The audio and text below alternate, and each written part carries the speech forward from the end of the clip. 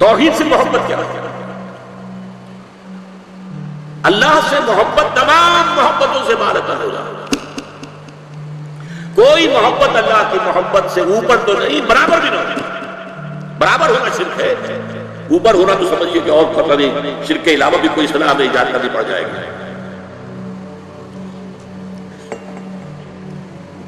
سورہ بقرہ میں فرمایا وَمِنَ النَّاسِ مَن يَتَّخِذُ مِن دُونِ اللَّهِ أَندَادًا يُحِبُّونَهُمْ كَحُبِّ اللَّهِ وَالَّذِينَ آمَنُوا أَشَدُّ حُبًّا لِلَّهِ. لوگوں میں سے کچھ ایسے بھی ہیں جو اللہ کے سوا کچھ ہستیوں کو محبوب بنا لیتے ہیں، اللہ کا مد مقابل بنا کر ان سے وہ محبت کرنے لگتے ہیں جو اللہ سے کرنی چاہیے. وَالَّذِينَ آمَنُوا أَشَدُّ حُبًّا لِلَّهِ، اور جو واقعتاً اہل ایمان ہیں وہ شدید ترین محبت کرتے ہیں اللہ کے ساتھ.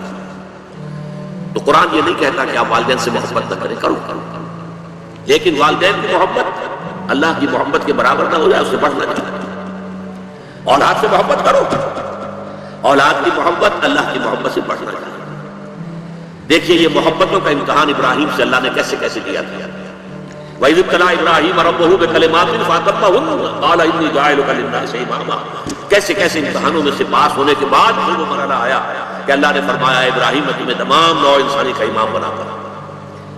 والدین کو چھوڑا اللہ کے لیے، دربار چھوڑا اللہ کے لیے، بادشاہ کے دربار میں آنکھوں میں آنکھیں ڈال کر مناظرہ کیا کہ نہیں کیا؟ بادشاہ جو ہے وہ مرعوب نہیں ہو سکتا. فَبُہِتَ الَّذِي كَفَرَ، بلکہ جو مناظرہ ہوا ہے تو بادشاہ جو تھا نمرود وہ مبہوت ہو کر بیٹھ گیا.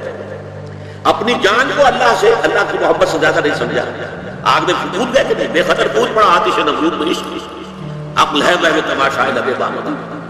پھر اپنے ملک کی محبت پر اللہ کی محبت کو ترجیح دی، ملک چھوڑ دیا، ہجرت ہی. آخری امتحان جو لیا، آخری امتحان جس سے کڑا امتحان ہو نہیں سکتا. 100 برس کی عمر میں وہ 13 برس کا بیٹا جو دعائیں مانگ مانگ کر اللہ سے لیا تھا، اکلوتا بیٹا، حکم آیا ذبح کرنا. یہ ہے سب سے بڑا 100 برس کا بوڑھا انسان، اور بڑی دعائیں مانگ مانگ کر بیٹا لیا. 87 برس کی عمر میں حضرت اسماعیل کی ولادت ہوئی. اب 13 برس کے ہو گئے. فلما بلغ معه السعي، جب بھاگ دوڑ کے قابل ہو گئے. 13 برس کا جوان بچہ جو ہے باپ کا دست و بازو بن جاتا ہے، بھاگ دوڑ. اس لیے آتا ہے کہ ابراہیم اور اسماعیل دونوں تھے جو بیت اللہ کی تعمیر کر رہے تھے. وَإِذْ يَرْفَعُ إِبْرَاهِيمُ الْقَوَاعِدَ مِنَ الْبَيْتِ وَإِسْمَاعِيلُ، اس اسماعیل کے بارے میں انی ارا فی المنام انی اذبحک فانظر ماذا تری.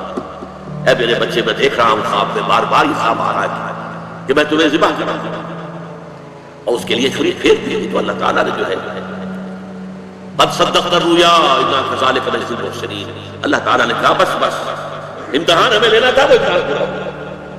یہ ہے محبت، توحید سے محبت.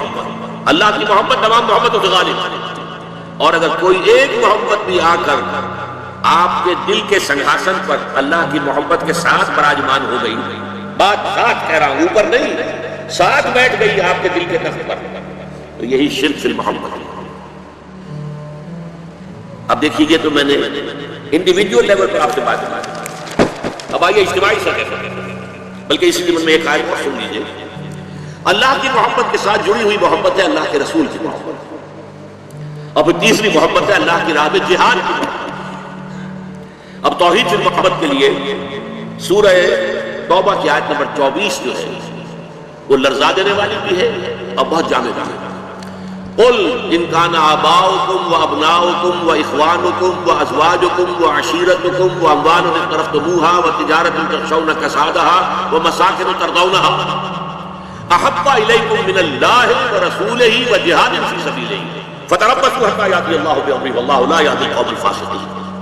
اے نبی سے کہہ دیجئے لوگوں دیکھو، اگر تمہیں اپنے باپ، اپنے بیٹے، اپنے بھائی، اپنی زوج، مرد کے لیے بیوی، بیوی کے لیے شوہر زوج ہے، اور اپنے رشتہ دار اور وہ مال جو تم نے بڑی محنت سے کما کر جمع کیے ہیں، اور وہ کاروبار جن کی کساد بازاری کا تمہیں ڈر رہتا ہے، اور وہ محل، وہ حویلیاں، وہ مکانات جو تم نے بنائے ہیں تمہیں بہت محبوب ہیں، اگر ان 8 چیزوں کی محبت زیادہ ہو گئی تمہارے دل میں اللہ کی محبت سے، اس کے رسول کی محبت سے اور اس کی راہ جہاد کی محبت سے، تو جاؤ دفع ہو جاؤ، انتظار کرو یہاں تک کہ اللہ اپنا فیصلہ سنا دے. اور اللہ ایسے ناہنجاروں کو ہدایت نہیں دے.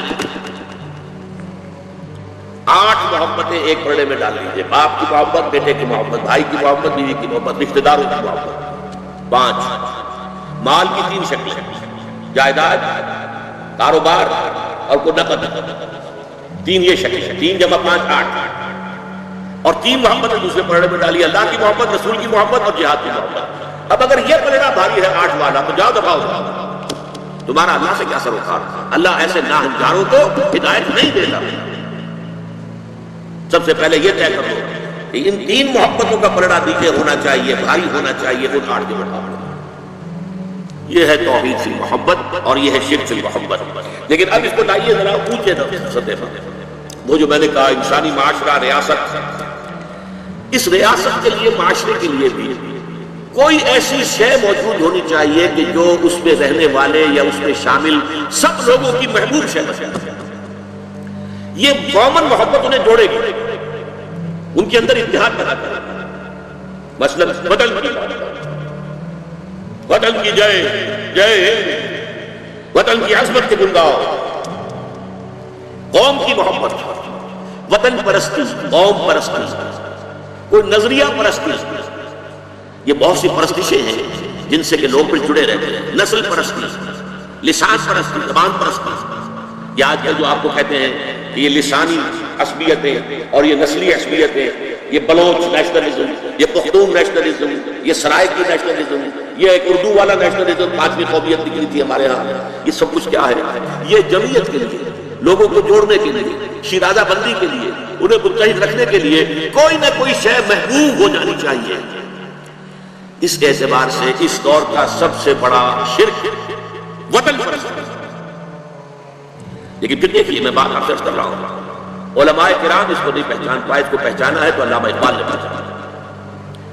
اس دور میں میں اور ہے، جام اور ہے، جم اور، ساقی نے بنا کی روش لطف و ستم اور، تہذیب کے آذر نے ترشوائے صنم اور، مسلم نے بھی تعمیر کیا اپنا حرم اور، ان تازہ خداؤں میں بڑا سب سے وطن ہے، جو پیرہن اس کا ہے وہ مذہب کا کفن۔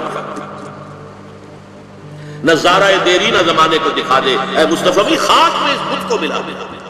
یہ وطن پرستی اس دور کا سب سے بڑا شرک۔ نیشنلزم جو ہے وہ لوگوں کو جمع کرنے کا ہے۔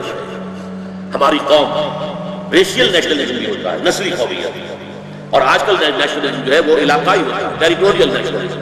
ایک ملک میں رہنے والے جو ہے اس کو سب ایک قوم ہے اور اپنے ملک سے محبت سب سے اوپر کرتے ہیں۔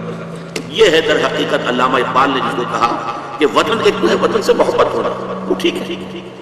حب الوطن من الایمان حدیث ہے۔ گفتار نبوت میں وطن اور ہی کچھ ہے، اور گفتار سیاست میں وطن اور ہی کچھ ہے۔ وطن جب آتا ہے پولیٹیکل کانسیپٹ کی حیثیت سے تو معبود بنتا ہے۔